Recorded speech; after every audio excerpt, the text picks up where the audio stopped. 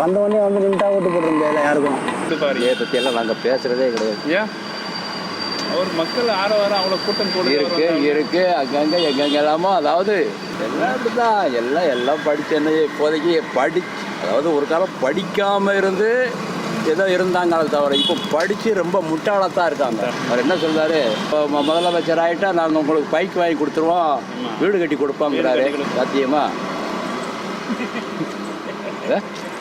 சாத்தியமா ஒரு வீட்டுக்கு 10 பைக்கு நிற்கி. அவர் இப்போ தான் வந்திருக்காரு, இப்போ தான் எல்கேஜி படிக்கிறாரு. ஓட்டு போடுவீங்களா? போட மாட்டான். ஏன் போட மாட்டீங்க? அவர் நல்ல நடிகர், அவ்வளோதான். அதுக்காக ஓட்டு போட முடியாது. தமிழ்நாட்டில் நல்ல தலைவர்களே சொல்லியிருக்காரு சார். தலைவர் இல்லாமல் எங்கள் தமிழ்நாடு வளர்ந்துருக்கு. தலைவர் இல்லாமல் இத்தனை நாள் தமிழ்நாடு ஓடிட்டுருக்கு. தலைவர் இல்லாமல் விஜய் வந்து இந்த தமிழ்நாட்டில் பிறந்தார், வளர்ந்தார், நடிக்கிறாரு, இப்போ அரசியல் வந்திருக்காரு. அவருடைய கண் பார்வைக்கு அவருக்கு தெரியல போல இருக்கு. அவருக்கெல்லாம் என்ன தெரியும்? எல்லாம் பணம் சம்பாதிக்க தான் வராங்க. அரசியல் பெரிய வியாபாரம். விஜய் எல்லாம் நீங்கள் எல்லாம் ஒரு பேட்டிக்கெல்லாம் அவனுங்களாம் அதெல்லாம் நீங்கள் உள்ளே எடுக்கவே கூடாது. அதெல்லாம் சும்மா. ஓட்டு போடுவீங்களா? அதெல்லாம் போட மாட்டேன் சார். அது ஒரு ரசிகர், அதாவது ஒருத்தர் அது மாதிரி எல்லாம் பார்ப்போம், ரசிப்போம். முதல்ல அவர் முழு நேர அரசியல்வாதி ஆகட்டும் சார். நான் விஜயோட ஃபேன் தான் சார். அதுக்குன்னு சொல்லிட்டு நான் போயிட்டு விஜய்க்கு ஓட்டு போட சொன்னால் கண்டிப்பாக போட மாட்டேன். இப்போ எக்ஸாம்பிள் நம்ம சொன்னால் வந்து எஜுகேஷனில் நம்ம வந்து இந்தியாவில் 2வது இடத்துல இருக்கோம். வளர்ச்சி பெற்ற ஸ்டேட்டில் வந்து நம்ம 2வது இடத்துல இருக்கோம். நான் உத்தரப்பிரதேஷ் மாடல் பாருங்க, குஜராத் மாடல் பாருங்கன்றாங்க. உத்தரப்பிரதேஷ் எல்லாம் லைக் லிஸ்ட்லேயே இல்லை. இங்கே வளர்ச்சி பெற்ற ஸ்டேட்டில் நம்ம ஜிஎஸ்டி கொடுக்கறதுல, சென்ட்ரல் கவர்மெண்ட் கொடுக்கறதுல நம்ம வந்து 2வது இடத்துல இருக்கோங்க. மகாராஷ்டிரா ஃபர்ஸ்ட், செகண்ட் தமிழ்நாடு தாங்க இருக்கு ஜிஎஸ்டி கொடுக்கறதுல. நம்ம ரிட்டர்ன்ஸ் வரதுல எத்தனாவது இடத்துங்க இருக்கோம்? இதை யாராச்சும் கேள்வி கேட்குறீங்களா? முதல்ல நம்மளுக்கு என்ன ரிட்டர்ன்ஸ் வருது? ஜிஎஸ்டி உத்தரப்பிரதேசில் எவ்வளோ கொடுக்குறாங்க தெரியுமாங்க? அவங்களுக்கு ரிட்டர்ன்ஸ் என்ன வருதுன்னு தெரியுமாங்க? இதெல்லாம் நீங்களா தெரிஞ்சு. இன்னைக்கு பணம் இருக்கிறவனுக்கு அரசியல் நடிகர் போது அவர் வந்து ஒரு விஜய் வந்து நல்ல ஒரு பாப்புலரான நடிகர். இப்போ மக்களை பொறுத்த வரைக்கும் ஆட்டு மந்தைகள் மாதிரி தமிழ்நாடு மக்கள் வந்து சிந்திக்கிறதுக்கு தன்மை இல்லை. இப்படியா ஒரு 10 ஆடு போச்சு அதோட போயிடுவாங்க. சிந்திக்கணும். காமராஜர் என்ன பண்ணாரு, எம்ஜிஆர் என்ன பண்ணாரு? விஜய்க்கு வந்து அனுபவம் இல்லைன்னு தான் சார் சொல்ல முடியும். அந்த அனுபவத்தோட நீ உள்ளவா. நான் 300 கோடி சம்பளத்தை விட்டுட்டு தானே வந்திருக்கேன் மக்களுக்காக உழைக்கணும்னு சொல்றாரு. பாவம், இவனை யார் சரி எனக்கு சொன்னது? கேட்குறேன் 300 கோடி வந்துட்டேன், அதே குழந்தை மாதிரி பேசிட்டு இருக்கிறேன். யாருன்னா வர சொன்னாங்களா? வெக்கமா இல்ல? அதே நீ பேசக்கூடாது ஜனங்க மதியில. 300 கோடியை விட்டுட்டு வந்துட்டேன். நான் எப்படி நீ என்ன எதிர்பார்க்கறேன்? உண்மையாவே நீ இதெல்லாம் பண்ணிட்டு தற்கொலை தான். எம்ஜிஆர் சார் எங்கேயோ போறீங்க, எம்ஜிஆர்ன்றாரு. அந்த மாதிரி இழப்பு தரலையே. அனுபவம் இல்லாம ஜனங்களை சாவடிக்க கொள்ளாது. ஒரே வார்த்தை, அவ்வளவுதான். அவருடைய தாக்கம் இந்த இடத்துல பெருசா இருக்காதுன்ற மாதிரி எனக்கு தோணுது. எங்க இளைஞர்களாலும் நான் சொல்றேன். அவருடைய அரசியல் பார்வை எப்படி இருக்கு? இன்னும் நிறைய கத்துக்கணும்னு நான் நினைக்கிறேன். ஆமா, அறிவு சார்ந்தமாகவும் அனுபவபூர்வமாகவும் இருக்கு. இன்னும் நிறைய ஆட்கள் தேவைப்படுறாங்க நான் நினைக்கிறேன். ஓட்டு போடுவீங்களா?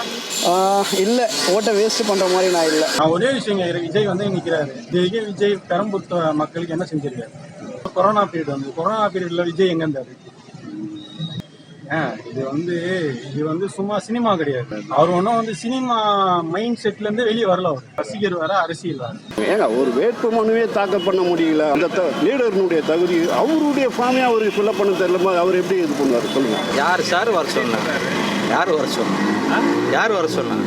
நீங்கள் சொன்னீங்களா? நான் சொன்னேன்.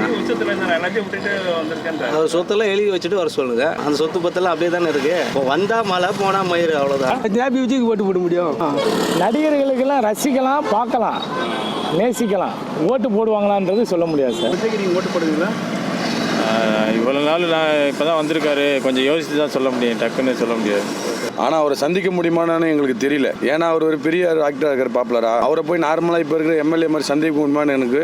இவர்கிட்ட நார்மலாக பார்க்கும்போது 10 எஸ்கார்டு, சீஃப் மினிஸ்டர்ல எல்லாம் இருக்காப்புல, அதெல்லாம் பார்க்க முடியாது. மக்களோட மக்களாக இல்லை. ஜெயிக்க வாய்ப்பு இல்லை. அரசியல் பாரு அனுபவமே இல்லையா? அரசியல் பாரு படத்தில் பேசுகிற மாதிரி தான் வசனம் பேசிட்டு இருக்காரு. விஜய்க்குலாம் யாரும் ஓட்டு போடுவாங்க? எதை வச்சு போடுற ஓட்டு அவருக்கு? இவர் இப்போ புதுசாக வந்து எடுத்தவொடனே நான் வந்து நிற்பேன் கிளிப்பேன்றது வந்து அது வந்து கொஞ்சம் டவுட் தான் சார். இன்னும் மக்களுக்கு வந்து சேர்ந்துக்கிறார். விஜயகாந்த் தான் சேர்ந்துக்கிறாரு. விஜயெல்லாம் வர முடியாதுங்க. கெப்பாசிட்டி வாங்குறாராம் போயிடும். அரசியல் பார்வையில் அது நாசமாக போயிடுச்சு அவர் பார்வை. ஜெயிக்கிறதுக்கு என்ன வாய்ப்பு இருக்கா? 10% கூட இல்லை அவருக்கு. ஜனங்களுக்கு எதுனா செஞ்சிருக்காரா? ஒன்றும் இல்லை. செய்யாத உடனே அரசியல் வராருன்னா அது நிற்கிற விஜய்க்கு நீங்கள் ஓட்டு போடுவீங்களா சார்? வாய்ப்பே கிடையாது. ஒட்டுமொத்த ஜனமும் பாடார்கள், நானும் சேரணுமா? இந்த கேள்வி அபத்தமான ஒன்று சார். அவர் இங்கே ஜெயிக்கிறதுக்கு என்ன வாய்ப்பு இருக்குங்களா? ரொம்ப கஷ்டமான நிலைமை தான் சார். ஓரளவுக்கு ஓட்டு வாங்குவார், ஜெயிக்கிறது கடுமையான நிலைமை தான். எப்படி சொல்கிறீங்க? எப்படி மக்கள் இருக்கிற செல்வாக்கை பார்த்தா சொல்றேங்க. விஜய் வந்து போட்டிருக்காரு, ஆனால் அவருடைய கருத்து சரியில்லை. அடுத்த படம் வந்துச்சுன்னா, வாய்ப்பு வந்துச்சுன்னா, இன்னொரு 1000 கோடி பணம் வந்துச்சுன்னா அவர் பாட்டு போயிடுவாரு கிளம்பி. மக்கள் பார்க்குறது அது ஏமாற்றுறது தானே, அது தப்பு தானே. அது உங்களுடைய ஒரு பொம்மையை நிப்பாட்டுறது மக்களை ஏமாத்துறது மாதிரி தானே. போஸ்டர் வச்சுக்கிட்டு பொம்மை வச்சுக்கிட்டு பிரச்சாரம் பண்ணுறது தப்பு. ரசிகம் பத்திர மாதிரி தான் அவரு பண்ணுறாரு. ஏன்னா அவர் சொல்லாமல் பண்ண மாட்டாங்க, அவருக்கு தெரிஞ்சு தான் பண்ணுறாரு. விஜயா விஜய் வாய்ப்பு இருக்கான்னு தெரியல, ஓட்ட உடைப்பாரு. வாய்ப்பு இருக்கா? சிஎம் ஆகிறாரா இல்லையா, கொஞ்சம் ஓட்டு கொஞ்சம் சதவீதம் வாங்குவார். 2027 சிஎம் ஆவாரா? அவர் தமிழ் அது சான்ஸே இல்லை. மக்கள் வந்து எல்லாம் சின்ன பசங்களாக இருக்குது எல்லாமே. 2027 சிஎம் ஆக வாய்ப்பு இருக்கா? இல்லை, வாய்ப்பு இல்லை. ஏன் சொல்றீங்க வாய்ப்பு இல்லைன்னு?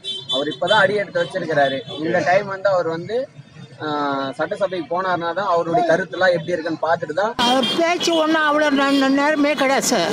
எந்த விதத்துலையுமே நேர்மை கிடையாது. அவர் மக்களுக்கு உதவுற மாதிரி எதுவுமே பேச்சு பேசுறதில்ல. அவர் சும்மா ஆட்டம் பாட்டம் கொண்டாட்டம் மாதிரி தான் இருக்காரு. தமிழ்நாட்டோட சரித்திரத்தெல்லாம் அவருக்கு ரொம்ப தெரிஞ்சுக்கணும். அவர் எப்படி இந்த தமிழ்நாடு வளர்ந்துக்குது, எப்படி இந்தியாவில முதல் மாநிலமாக இருக்குது, அதெல்லாம் தெரிஞ்சுக்கிட்டு தான் அவர் வந்து தமிழ்நாட்டை பற்றி பேச முடியும். கிறிஸ்தவருக்காக நம்ம ஓட்டு போட முடியாது. என்ன செய்வார்ன்றது யாருக்கும் தெரியாது. அதனால அவர் ஜோசப்ன்றதுனாலயோ இல்லை விஜய்ன்றதுனாலயோ சிறுபான்மை மக்கள் என்ன பண்ண மாட்டாங்க, ஓட்டு போட மாட்டாங்க. என்னுடைய மனநிலையும் அதுதான். எந்த நம்பிக்கையில நாங்கள் ஓட்டு போடுறது? அவரு மனைவியே துரோகம் பண்றாரு, எழுதி வச்சுன்னு படிக்கிறாரு அவரு விஜய். எதையும் வந்து அதை வந்து சினிமாவில் சொல்லி கொடுப்பாங்க பின்னால டைலாக. இந்த டைலாக அவரு இங்கேயும் பேசுறாரு.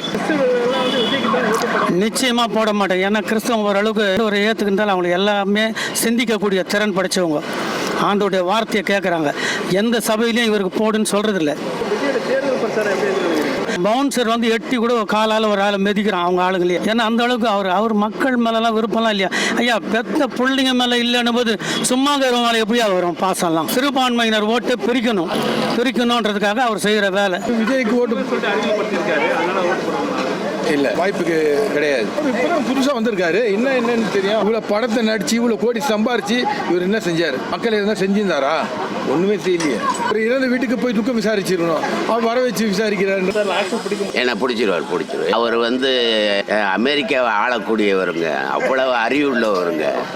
ஏன்னா அவங்க குடும்பம் பூரா தியாகி. அதெல்லாம் கிடையாதுங்க. இவன் என்னங்க, இவன் நேற்று வந்து முளைச்சிக்கிட்டு ஏங்க வரி காருக்கே வரி கட்டாம தனியாக இறக்கணும்னு வச்சானுங்க. கண்டிப்பாக சிறுபான்மையினர் மக்கள் வந்து விஜய்க்கு வந்து ஓட்டு போடுறது வாய்ப்பே இல்லை. ஏன்னு பார்த்துக்கிட்டிங்கன்னா அவரோட நடவடிக்கை அப்படி தான் இருக்குது. படங்களை தவிர்த்து அவரை பார்த்துக்கிட்டிங்கன்னா மக்களுக்காக எந்த குரலும் இதுவரை அந்த ட்ராக் ரெக்கார்டு எதுவுமே இல்லை. அவர் மக்கள் போராட்டத்திலையும் கலந்துக்கிட்டதில்லை, எதுக்குமே வரல, எந்த இதுவுமே செய்யலை. இப்போ வந்து நான் சிஎம் ஆகணும்னா எப்படி ஆக முடியும்? எடுத்தோன்னே எப்படி சிஎம் ஆக முடியும்? இது வந்து பேராசை தானே. அவர் ஒரு நடிகர், அவ்வளோதான். நமக்கு ஒன்று தலைவனை தேடுங்க, நடிகரை தேடாதீங்க. விஜயா அவர் ஏதாவது சொல்லுவார்? சும்மா டைலாக் சினிமா நடிச்சிருக்காரு. வாழ்க்கை வேற, சினிமா வேற. தெளிவான பாதையில் போல.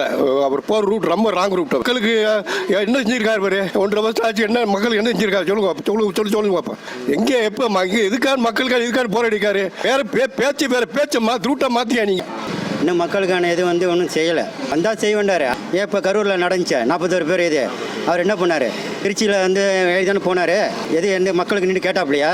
அப்போ நின்று கேட்கணுமா இல்லையா? நீ பாட ஏறி ஓடுனீங்கன்னா ஏறி ஓடுறதுக்கு என்ன வேலை இருக்குது? 2 மாதம் கழிச்சா நீங்கள் வெளியே வருவீங்களா?